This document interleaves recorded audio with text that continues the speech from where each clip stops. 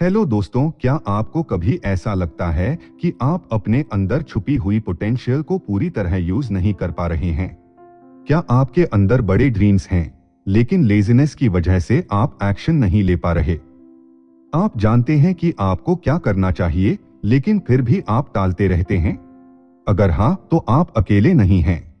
आज की दुनिया में डिस्ट्रैक्शंस, कंफर्ट जोन और इंस्टेंट ग्रेटिफिकेशन की वजह से लाखों लोग इसी प्रॉब्लम से जूझ रहे हैं।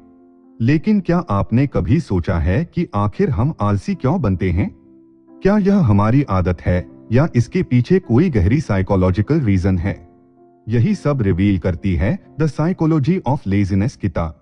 इस किताब में बताया गया है कि लेजीनेस सिर्फ एक आदत नहीं है, बल्कि यह हमारे दिमाग की एक गहरी प्रोग्रामिंग होती है।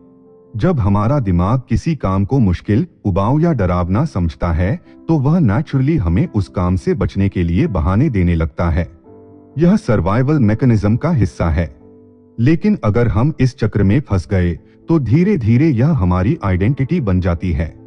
फिर हम खुद को एक ऐसे इंसान के रूप में देखने लगते हैं जो एम्बिशियस तो है, लेकिन एक्शन नहीं ले सकता। यही सोच हमारी सेल्फ एस्टीम को भी प्रभावित करती है।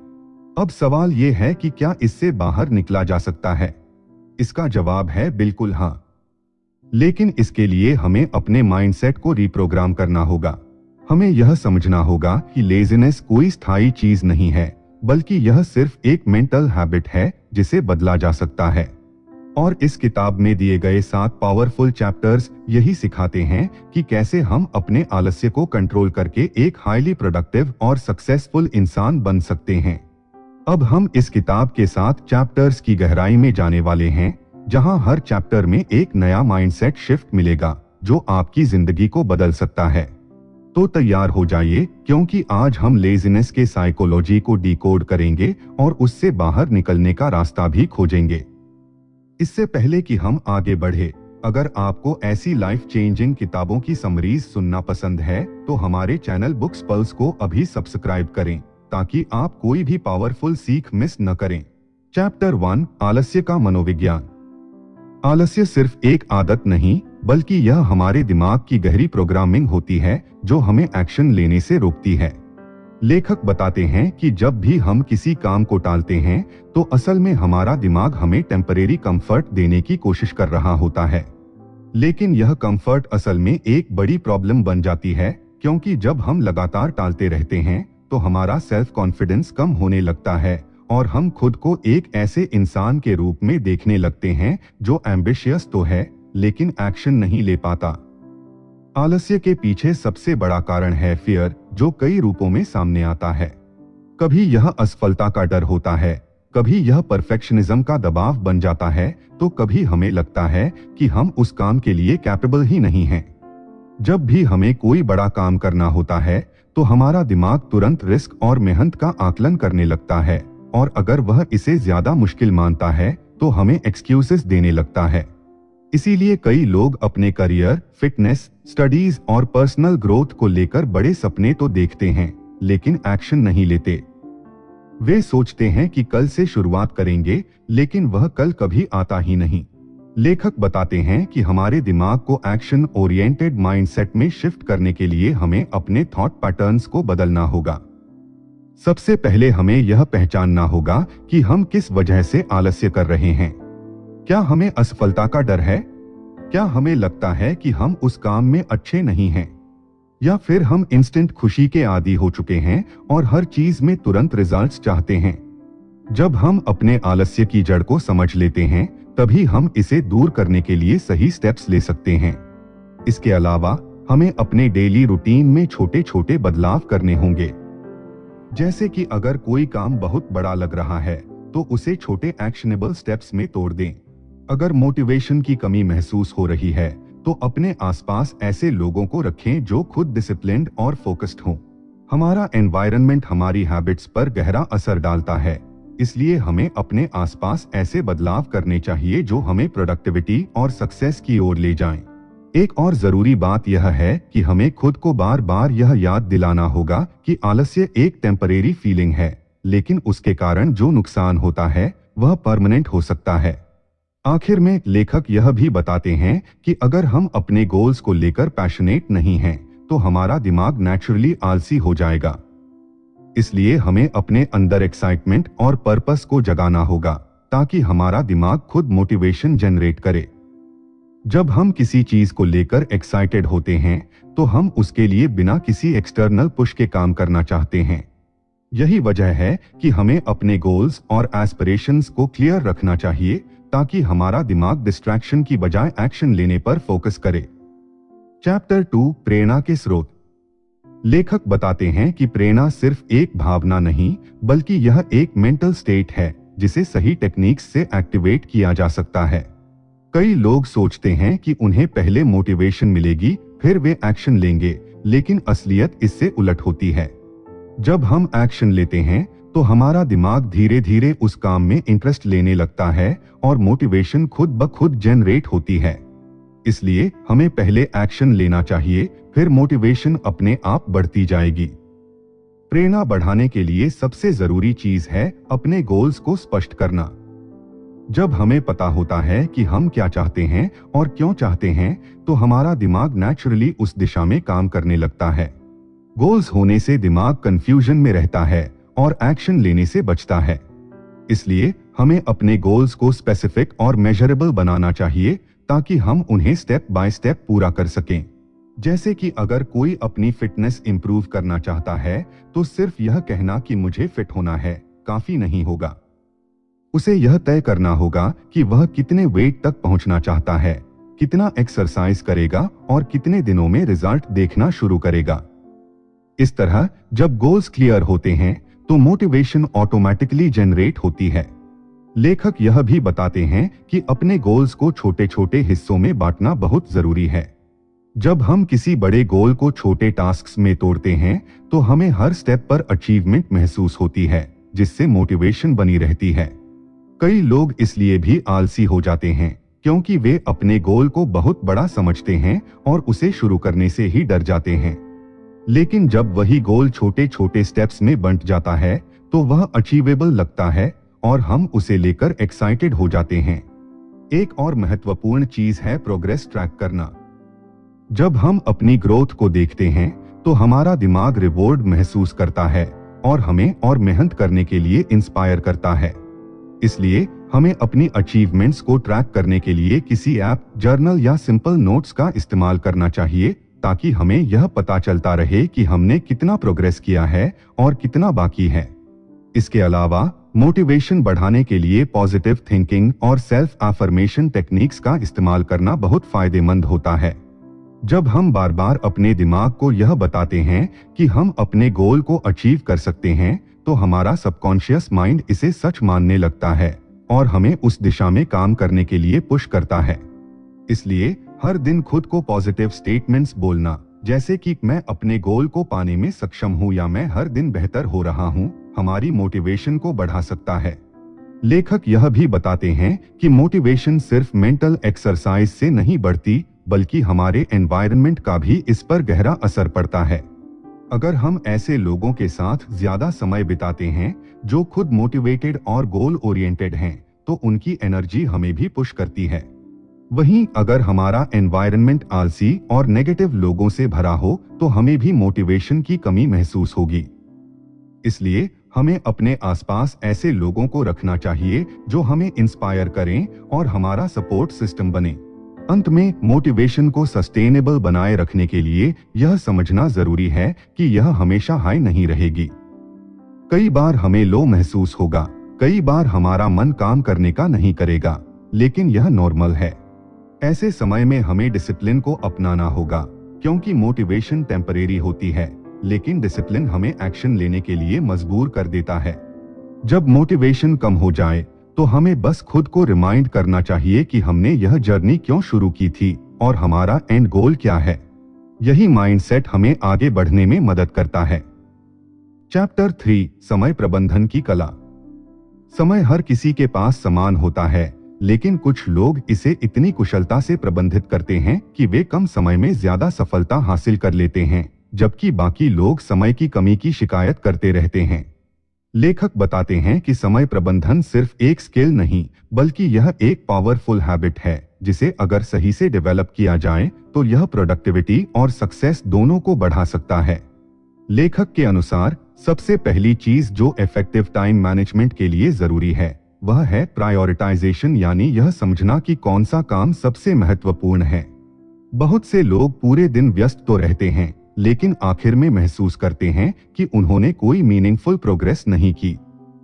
इसका कारण यह है कि वे अपनी एनर्जी को उन टास्क्स पर खर्च करते हैं जो उनकी लॉन्ग टर्म सक्सेस के लिए ज्यादा जरूरी नहीं होते। इसलिए हमें सबसे पहले यह तय करना चाहिए कि कौन से काम हाई प्रायोरिटी के हैं और कौन से काम टाले जा सकते हैं या किसी और को दिए जा सकते हैं। टू डू लिस्ट्स और डेडलाइंस। लेखक एक सिंपल लेकिन पावरफुल टूल के रूप में टू डू लिस्ट्स बनाने की सलाह देते हैं। जब हम अपने टास्क्स को लिखकर रखते हैं तो हमारा दिमाग क्लटर फ्री रहता है और हम ज्यादा ऑर्गेनाइज्ड महसूस करते हैं। लेकिन सिर्फ टास्क्स को लिस्ट करना काफी नहीं है, बल्कि उन्हें डेडलाइंस के साथ जोड़ना भी जरूरी है। जब हमारे पास एक स्पेसिफिक समय सीमा होती है तो हम नेचुरली जल्दी काम करने की कोशिश करते हैं और प्रोक्रेस्टिनेशन कम होती है। डिस्ट्रैक्शंस को कैसे कम करें? आज के समय में सबसे बड़ी चुनौती डिस्ट्रैक्शंस हैं। मोबाइल नोटिफिकेशंस, सोशल मीडिया और अननेसेसरी मीटिंग्स हमारे फोकस को तोड़ते हैं, जिससे हमारा काम कई गुना स्लो हो जाता है। लेखक बताते हैं कि हमें अपने काम के समय डिस्ट्रैक्शंस को मिनिमम रखना चाहिए। इसके लिए कुछ सिंपल टेक्निक्स को अपनाया जा सकता है, जैसे कि वर्क करते समय फोन को साइलेंट या दूसरे कमरे में रखना, सोशल मीडिया को फिक्स टाइम पर चेक करना और डीप वर्क सेशंस को अपनाना, जहां हम लगातार 25-30 मिनट बिना किसी रुकावट के काम करें और फिर छोटा सा ब्रेक लें। इसे पोमोडोरो टेक्निक कहते हैं, जो प्रोडक्टिविटी को बढ़ाने में बहुत कारगर होती है। फोकस बढ़ाने के लिए प्रैक्टिकल टिप्स। लेखक यह भी बताते हैं कि हमारा दिमाग लंबे समय तक हाई फोकस बनाए नहीं रख सकता, इसलिए हमें स्मार्ट तरीके से काम करना चाहिए। सिंगल टास्किंग, यानी एक समय पर सिर्फ एक ही काम करना, हमारी एफिशिएंसी को बढ़ाता है। मल्टीटास्किंग से ब्रेन ओवरलोड होता है और हमारा आउटपुट कम हो जाता है। इसलिए जो भी काम करें उस पर पूरी एनर्जी लगाकर करें। इसके अलावा हमें अपनी एनर्जी लेवल्स को भी समझना चाहिए। कुछ लोग सुबह ज्यादा प्रोडक्टिव होते हैं, जबकि कुछ लोगों की पीक परफॉर्मेंस रात को होती है। हमें अपने एनर्जी पैटर्न्स को पहचानकर उसी के अनुसार अपनी मोस्ट इंपॉर्टेंट टास्क्स को शेड्यूल करना चाहिए। टाइम इन्वेस्टमेंट का सही तरीका। लेखक यह भी बताते हैं कि हमें अपने समय को एक एसेट की तरह समझना चाहिए और उसे वाइजली इन्वेस्ट करना चाहिए। जैसे हम पैसे को बिना सोचे समझे खर्च नहीं करते, वैसे ही हमें अपने समय को भी बिना मतलब की चीजों में वेस्ट नहीं करना चाहिए। कोई भी नया टास्क लेने से पहले हमें खुद से यह सवाल पूछना चाहिए कि क्या यह काम मेरे गोल्स को अचीव करने में मदद करेगा या नहीं। समय प्रबंधन कोई मुश्किल चीज नहीं है, लेकिन इसे सही से अपनाने के लिए डिसिप्लिन और कमिटमेंट जरूरी है। अगर हम अपने समय का सही तरीके से इस्तेमाल करना सीख लें, तो न केवल हम ज्यादा प्रोडक्टिव बन सकते हैं, बल्कि अपने पर्सनल और प्रोफेशनल लाइफ में भी बेहतर रिजल्ट्स पा सकते हैं। चैप्टर 4, सकारात्मक आदतों का निर्माण। हमारी रोजमर्रा की आदतें ही हमारे भविष्य की दिशा तय करती हैं। लेकिन अच्छी आदतें बनाना उतना आसान नहीं जितना लगता है। अक्सर लोग बड़े बदलाव की कोशिश करते हैं और कुछ ही दिनों में हार मान लेते हैं। लेखक बताते हैं कि आदतें अचानक नहीं बदलती, बल्कि उन्हें छोटे छोटे कदमों में अपनाना पड़ता है। अगर कोई जल्दी उठना चाहता है तो अचानक 5 बजे अलार्म लगाने से कुछ ही दिनों में पुरानी आदत वापस आ सकती है। इसकी बजाय हर दिन सिर्फ 15-20 मिनट पहले उठने की कोशिश करें। इसी तरह अगर कोई रोज किताब पढ़ने की आदत डालना चाहता है तो उसे किसी मौजूदा रूटीन के साथ जोड़ देना चाहिए, जैसे चाय पीते वक्त 5 मिनट पढ़ना। इसे हैबिट स्टैकिंग कहा जाता है और यह नई आदतों को अपनाने में मदद करता है। अच्छी आदतों को बनाए रखने के लिए हैबिट ट्रैकिंग एप्स और रिमाइंडर्स का उपयोग किया जा सकता है। ये टूल्स हमें रोज की प्रगति दिखाते हैं और मोटिवेशन बनाए रखते हैं। अगर किसी को सोशल मीडिया की लत छोड़नी है तो सबसे आसान तरीका है कि डिस्ट्रैक्टिंग ऐप्स को फोन से हटा दिया जाए या उनमें टाइम लिमिट सेट कर दी जाए। इसी तरह अगर कोई ज्यादा जंक फूड खाता है तो घर में अनहेल्थी स्नैक्स रखना ही बंद कर देना चाहिए। जब टेम्पटेशन नहीं रहेगा तो आदत बदलना आसान हो जाएगा। आदतें बनाने और बिगड़ने में फर्क सिर्फ एक चीज का होता है, सेल्फ डिसिप्लिन। कोई भी बदलाव तभी टिकता है जब उसे कंसिस्टेंटली अपनाया जाए। अगर एक बार आदत बन जाए तो फिर वह मेहनत नहीं लगती बल्कि हमारी लाइफ का हिस्सा बन जाती है। चैप्टर 5, आत्म अनुशासन का महत्व। लोग अक्सर सोचते हैं कि मोटिवेशन से सब कुछ हासिल किया जा सकता है, लेकिन सच्चाई यह है कि मोटिवेशन हमेशा नहीं रहता। जब कोई नया गोल सेट करता है तो शुरुआत में जोश रहता है, लेकिन जैसे जैसे समय बीतता है एनर्जी और एक्साइटमेंट कम होने लगती है। यही वजह है कि कई लोग जिम ज्वाइन करते हैं लेकिन कुछ हफ्तों बाद छोड़ देते हैं, या नए साल में रेजोल्यूशंस बनाते हैं लेकिन कुछ ही दिनों में भूल जाते हैं। ऐसे में जो चीज हमें आगे बढ़ाती है वह है सेल्फ डिसिप्लिन। सेल्फ डिसिप्लिन का मतलब है कि हम अपने इमोशंस और डिस्ट्रैक्शंस को कंट्रोल में रखें और सिर्फ उन चीजों पर फोकस करें जो हमें हमारे गोल्स तक पहुंचा सकती हैं। लेखक बताते हैं कि इसकी सबसे बड़ी चुनौती होती है इंस्टेंट खुशी, यानी तुरंत मिलने वाले सुखों को प्रायोरिटी देना। जब हमें किसी काम से तुरंत फायदा नहीं दिखता तो हम उसे टालने लगते हैं। जैसे अगर कोई फिटनेस इंप्रूव करना चाहता है तो उसे महीनों मेहनत करनी होगी, लेकिन मोबाइल में सोशल मीडिया देखने से तुरंत डोपामाइन रिलीज होती है, जिससे हम उसे ज्यादा टाइम देने लगते हैं। सेल्फ डिसिप्लिन बढ़ाने के लिए कुछ स्ट्रैटेजीज को अपनाया जा सकता है। सबसे पहले हमें अपनी डिस्ट्रैक्शंस को पहचान कर उन्हें कम करना होगा। अगर मोबाइल पर ज्यादा टाइम वेस्ट होता है तो उसमें ऐप ब्लॉकर्स का यूज करें।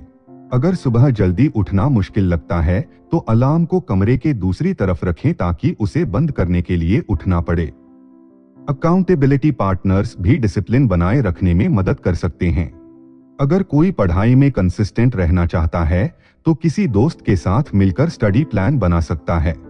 इसी तरह जो लोग एक्सरसाइज करना चाहते हैं वे किसी जिम पार्टनर के साथ वर्कआउट कर सकते हैं। जब हमें पता होता है कि कोई हमारी प्रोग्रेस को चेक कर रहा है तो हम ज्यादा रिस्पॉन्सिबल महसूस करते हैं। सेल्फ रिवॉर्ड सिस्टम भी एक अच्छा तरीका है। जब हम किसी गोल को अचीव कर लेते हैं तो खुद को छोटे छोटे रिवॉर्ड्स दे सकते हैं, जैसे एक अच्छा मील, फेवरेट मूवी या कोई किताब खरीदना। इससे हमारा माइंड पॉजिटिव एसोसिएशन बनाता है और सेल्फ डिसिप्लिन को मेंटेन करना आसान हो जाता है। आखिर में लेखक बताते हैं कि आत्म अनुशासन कोई एक दिन में आने वाली चीज नहीं है, बल्कि इसे प्रैक्टिस करना पड़ता है। जितना ज्यादा हम अपने माइंड और हैबिट्स को कंट्रोल करेंगे उतना ही ज्यादा हम अपनी लाइफ में सक्सेस और ग्रोथ देख पाएंगे। चैप्टर 6, मानसिक अवरोधों को दूर करना। हमारी ग्रोथ में सबसे बड़ी बाधा बाहर की नहीं बल्कि हमारे अंदर की होती है। हम अक्सर सोचते हैं कि सफलता पाने में रिसोर्सेस, टाइम या अपॉर्चुनिटीज की कमी सबसे बड़ा चैलेंज है, लेकिन असल में हमारी मानसिक बाधाएं हमें सबसे ज्यादा रोकती हैं। फियर ऑफ फेलियर, परफेक्शनिज्म और प्रोक्रेस्टिनेशन ऐसे मेंटल ब्लॉक्स हैं जो हमें आगे बढ़ने से रोकते हैं। अगर इन्हें समय पर पहचाना और दूर नहीं किया गया तो वे हमारी प्रोग्रेस को पूरी तरह रोक सकते हैं। सबसे पहले बात करते हैं फियर ऑफ फेलियर की। कई लोग नए काम को शुरू ही नहीं कर पाते क्योंकि उन्हें लगता है कि अगर वे फेल हो गए तो लोग क्या कहेंगे।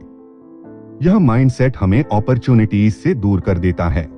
लेखक कहते हैं कि फेलियर को एक लर्निंग प्रोसेस के रूप में देखना चाहिए। जितनी जल्दी हम गलतियां करेंगे उतनी ही जल्दी सीखेंगे और आगे बढ़ेंगे। दुनिया के सबसे सफल लोग भी कई बार असफल हुए हैं, लेकिन उन्होंने हार नहीं मानी। परफेक्शनिज्म भी एक बड़ी बाधा है। कई लोग कोई भी काम करने से पहले हर चीज परफेक्ट करने की कोशिश करते हैं, लेकिन ऐसा माइंडसेट प्रोडक्टिविटी को कम करता है। लेखक कहते हैं कि परफेक्ट बनने की कोशिश करने के बजाय हमें छोटे छोटे स्टेप्स लेने चाहिए। Done is better than perfect. अगर कोई राइटर है तो उसे पहले लिखना शुरू करना चाहिए, न कि परफेक्ट सेंटेंस बनाने में ही समय बर्बाद करना चाहिए। अगर कोई एंटरप्रेन्योर है तो उसे बिजनेस शुरू करना चाहिए, न कि सिर्फ प्लानिंग में ही सालों बर्बाद करने चाहिए। अब बात करते हैं प्रोक्रास्टिनेशन की, यानी काम को टालते रहने की आदत। यह एक ऐसी समस्या है जिससे ज्यादातर लोग जूझते हैं। जब कोई टास्क मुश्किल लगता है या बोरिंग लगता है तो हमारा माइंड उसे बाद में करने के लिए कहता है, लेकिन यही हैबिट हमारी प्रोडक्टिविटी को खत्म कर देती है। इससे बचने के लिए लेखक 5 मिनट रूल अपनाने की सलाह देते हैं, यानी किसी भी मुश्किल काम को सिर्फ 5 मिनट करने की कोशिश करें। जब हम कोई काम शुरू कर देते हैं तो हमारा ब्रेन उसे पूरा करने के लिए नेचुरली मोटिवेटेड होता है। इन मानसिक बाधाओं से बाहर आने के लिए कुछ इफेक्टिव टेक्निक्स का उपयोग किया जा सकता है। कॉग्निटिव रीस्ट्रक्चरिंग टेक्निक्स के जरिए हम अपनी नेगेटिव सोच को पॉजिटिव थिंकिंग में बदल सकते हैं। जब भी हमारे मन में कोई लिमिटिंग बिलीफ आए, जैसे मैं यह नहीं कर सकता या मुझसे यह नहीं होगा, तो हमें उसे चैलेंज करना चाहिए और खुद से पूछना चाहिए कि क्या यह सच में इम्पॉसिबल है या सिर्फ हमारा डर हमें रोक रहा है। इसके अलावा माइंडफुलनेस प्रैक्टिसेस अपनाकर हम अपने इमोशंस को कंट्रोल कर सकते हैं। जब हम प्रेजेंट मोमेंट में रहते हैं और अपने गोल्स पर ध्यान केंद्रित करते हैं तो डिस्ट्रैक्शंस और मेंटल ब्लॉक्स धीरे धीरे कम होने लगते हैं। मेडिटेशन, डीप ब्रीदिंग और जर्नलिंग जैसी टेक्निक्स हमें क्लियर माइंडसेट बनाने में मदद कर सकती हैं। लेखक कहते हैं कि हमारे दिमाग की सबसे बड़ी शक्ति यही है कि यह बदला जा सकता है। अगर हम अपनी लिमिटिंग बिलीफ्स को पहचानकर उन्हें रिप्लेस करना सीख लें तो कोई भी मेंटल ब्लॉक हमें आगे बढ़ने से रोक नहीं सकता। चैप्टर 7, सफलता की ओर कदम। सफलता सिर्फ एक लक्ष्य तक पहुंचने का नाम नहीं है, बल्कि यह एक सफर है जिसमें हमें हर दिन अपने माइंडसेट को मजबूत करना पड़ता है, अपने हैबिट्स को सही दिशा में ले जाना पड़ता है और चैलेंजेस का डटकर सामना करना पड़ता है। यह सफर आसान नहीं होता, लेकिन जो लोग खुद को कंसिस्टेंटली इंप्रूव करने के लिए तैयार रहते हैं वही अपने गोल्स तक पहुंचते हैं। लेखक कहते हैं कि सिर्फ नॉलेज लेना ही काफी नहीं है, असली बदलाव तब आता है जब हम उसे एक्शन में बदलते हैं। अब तक हमने सीखा कि कैसे सेल्फ डिसिप्लिन, टाइम मैनेजमेंट और मेंटल ब्लॉक्स को दूर करके हम अपनी प्रोडक्टिविटी को बढ़ा सकते हैं। लेकिन इन सभी स्ट्रैटेजीज को अपनाने के बावजूद अगर हम कंसिस्टेंसी नहीं रखते तो कोई भी बदलाव टिकाऊ नहीं होता। हर दिन छोटे छोटे कदम उठाना, उन्हें एक रूटीन में बदलना और सेटबैक्स के बावजूद आगे बढ़ते रहना ही लॉन्ग टर्म सक्सेस की असली कुंजी है। लेखक परसेवरेंस यानी लगातार कोशिश करने की अहमियत पर जोर देते हैं। कई बार ऐसा होगा जब हमें लगेगा कि प्रोग्रेस नहीं हो रही या हम अपने गोल्स से भटक रहे हैं, लेकिन यही वो समय होता है जब हमें खुद को रिमाइंड करना चाहिए कि हर बड़ा गोल पेशेंस और एफर्ट मांगता है। दुनिया के सबसे सफल लोगों ने भी एक ही दिन में सफलता हासिल नहीं की। वे भी कई बार गिरे, लेकिन हर बार खुद को संभाला और आगे बढ़े। एक और महत्वपूर्ण लेसन जो लेखक हमें सिखाते हैं वह यह है कि हमें अपने छोटे छोटे अचीवमेंट्स को सेलिब्रेट करना चाहिए। अक्सर हम इतने बड़े गोल्स सेट कर लेते हैं कि जब तक हम वहां नहीं पहुंचते तब तक खुद को सफल महसूस ही नहीं करने देते। लेकिन असली मोटिवेशन तब मिलती है जब हम अपनी छोटी प्रोग्रेस को रिकॉग्नाइज करते हैं। चाहे वह एक नई स्किल सीखना हो, एक अच्छी हैबिट डेवलप करना हो या कोई चैलेंज ओवरकम करना हो, हर छोटी जीत हमें आगे बढ़ने के लिए इंस्पायर करती है। सफलता के सफर में मोटिवेशन को बनाए रखना भी बेहद जरूरी है। इसके लिए लेखक कुछ प्रैक्टिकल स्ट्रैटेजीज बताते हैं, जैसे कि विजन बोर्ड बनाना जहां हम अपने गोल्स को विजुअलाइज कर सकें, या अकाउंटेबिलिटी पार्टनर्स रखना जो हमें ट्रैक पर बनाए रखें। साथ ही अपने आसपास ऐसे लोगों को रखना जो हमें इंस्पायर करें, हमारे माइंडसेट को सही दिशा में रखें और हमें एनकरेज करें। यह भी बहुत मददगार साबित होता है। अंत में लेखक हमें यही याद दिलाते हैं कि असली बदलाव तभी आता है जब हम अपनी नॉलेज को एक्शन में बदलते हैं। सीखना जरूरी है, लेकिन उससे भी जरूरी है उसे प्रैक्टिस में लाना। हर दिन छोटे छोटे कदम उठाइए, अपने आप में इंप्रूवमेंट्स लाइए और अपनी जर्नी को एंजॉय कीजिए। यही सफलता की असली पहचान है। तो दोस्तों, अगर आप सच में अपने आलस्य को हराकर सफलता की राह पर बढ़ना चाहते हैं तो द साइकोलॉजी ऑफ लेजीनेस किताब आपकी सोच को बदल सकती है। और एक्शन लेने के लिए इंस्पायर कर सकती है। अगर आपको ऐसी लाइफ चेंजिंग किताबों की पावरफुल समरीज पसंद हैं, तो अभी बुक्स पल्स को सब्सक्राइब करें और अपनी ग्रोथ जर्नी को नई ऊंचाइयों तक पहुंचाएं।